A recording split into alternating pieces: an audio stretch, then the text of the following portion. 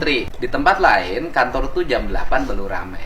Di Kementerian Pertanian jam 5 pagi sudah ramai. Kenapa jam 5 Bapak sudah di Jadi kantor? gini Pak, mungkin terbiasa dari kecil karena kami kan petani. Gua anak petani. Ya, kalau bangun subuh, selesai sholat, langsung beraktivitas, cari rezeki. Katanya kalau sudah sholat nggak usah tidur, langsung cari keluar. Ini rumah Menteri sakit. Pertanian yang menterinya anak petani. Ya, anak petani. Itu Jadi, kemudian sekarang bisa di sini dan Bapak memiliki mohon maaf harus dikatakan Bapak sudah kaya sebelum jadi menteri. titipan. Ya, titipan Allah. Jabatan, rezeki, harta, titipan semua. Bagaimana ini bermanfaat untuk orang. Dan ini dijadikan alat atau ini digunakan untuk beribadah. Dan kalau perlu, ini kita gunakan untuk tabungan akhirat. Sedekah, infak, bekerja, saya kira itu jauh lebih penting. Pernah jadi ASN? ASN itu dulu 15 tahun tambah menteri, 20 tahun. Di mana? Di PTPN. Oh, Bapak karyawan perkebunan? Iya, perkebunan. Kemudian sekolah, mengajar jadi dosen, jadi pengusaha. Jadi kami coba semua. Pakai motor dong? Jalan kaki. Awalnya jalan kaki selama 2 tahun. Nah ini motor saya. Coba ambil. Nah kan, pakai motor Honda Win. Iya pun penyuluh, saya penyuluh kan. Oh, Bapak penyuluh perkebunan? Iya penyuluh perkebunan tuh. Motornya. Oh. Nah, Itu wajah lagi sengsara ya? sengsara. Dan ini baru aku tahu naik motor setelah ada motor pembagian dari negara. Oh. Itu plat merah. Plat merah karyawan DT perkebunan. 2020A. Tapi happy Pak, tetap itu senyumnya Nikmati. ceria tuh. Syukur disyukuri. Jadi menjadi pegawai perkebunan. Terakhir, kemudian setelah itu merintis usaha. Lanjutkan usaha. Kami usaha racun tikus.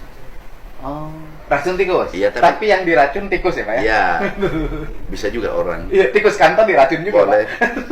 Nah, ini racun tikus. Oh, itu usahanya racun tikus. Ini namanya tiran. Oh. Tikus diracun oleh amban. Nah, setelah menteri, saya tutup. Kami tutup karena kami tidak ingin ada konflik of interest. Oh. Jangan ada masa jual racun tikus juga. Nanti tinggal bikin nomenklatur anggaran. Iya. Anggaran pengadaan racun tikus. Tikus. Ininya dari racun tikus Bapak nggak ya? Waktu saya kesini masih ada Masih ya? pengadaan, aku coret. Aku coret pengadaan. Ini boleh pengadaan racun tikus tapi tidak boleh tiran. Aku coret. Oh, coret. Jadi nggak lagi bisnis racun. Enggak. Fokus jadi menteri kan? Menteri. Kan isu pertanian tuh isu yang sensitif sekarang Pak. Iya. Kan biasanya orang kalau cerita pertanian biasa-biasa aja. Iya. Nggak respon. Iya. Indonesia itu kan begitu. Iya. Diributkan kalau dibutuhkan. Iya. Nah sekarang tiap hari orang ngomongin pertanian. Iya. Karena harga beras naik. Iya. Baru ribut. Iya. Tapi ketika harga beras turun nggak pernah ada yang ribut. Nah, itu di situ salahnya. Nah, Di sini. Ini pangan adalah kadang dianggap sepele.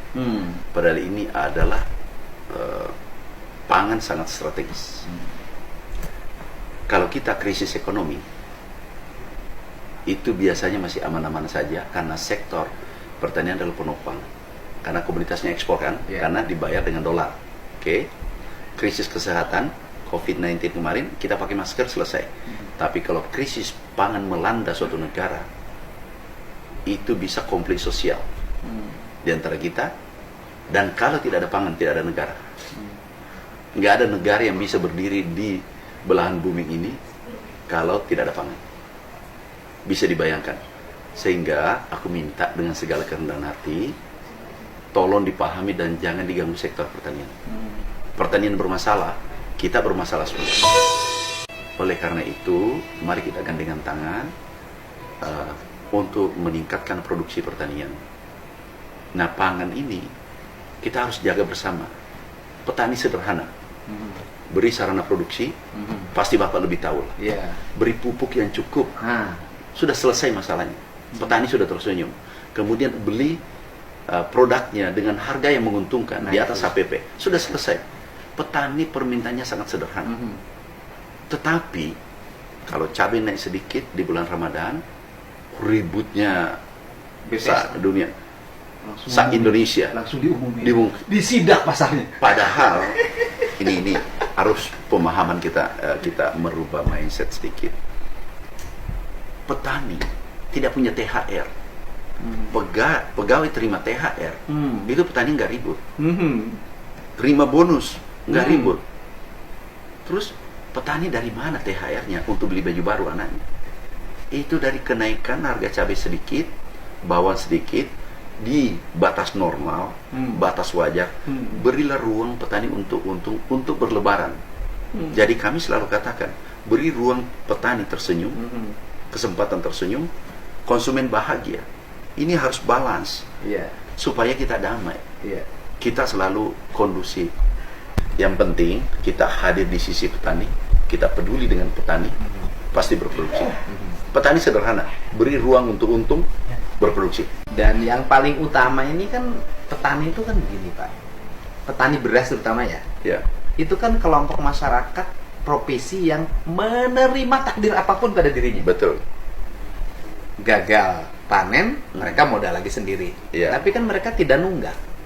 Kemudian harga gabah turun, mereka tidak pernah protes.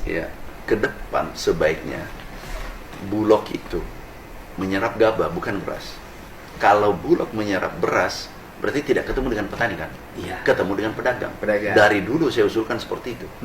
Bulog harus menyerap gabah, sehingga pemerintah dengan petani ketemu, diskusi, langsung, direct. Dan gabah harus di atas HPP. Semoga ke depan seluruh produksinya bisa dibeli negara dan negara menyimpan di gudang. Nah, nih yang Bapak cerita itu ini programnya. Ini sebenarnya belum bisa dibocorkan. Cold storage bocoran dikit silo. Ini.